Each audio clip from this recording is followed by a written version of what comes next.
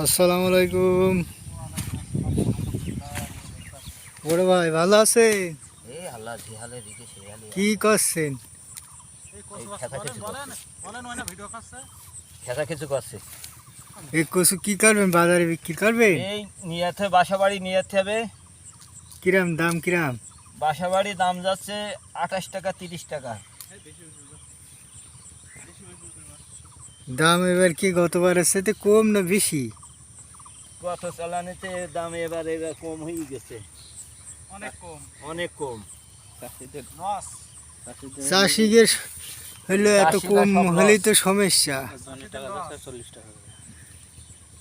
বাসার টাকা দিয়ে আর থাকছে না 1 টাকাও। তাহলে তো চাষিদের মাথায় হাত।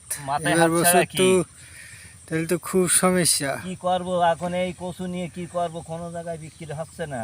আহারে, সারের যে পরিমাণ দাম, সারের যে পরিমাণে দাম, কিষেনের যে দাম, খরচ খরচা করে কি ভাই কচু কি আপনি লাগাইছেন?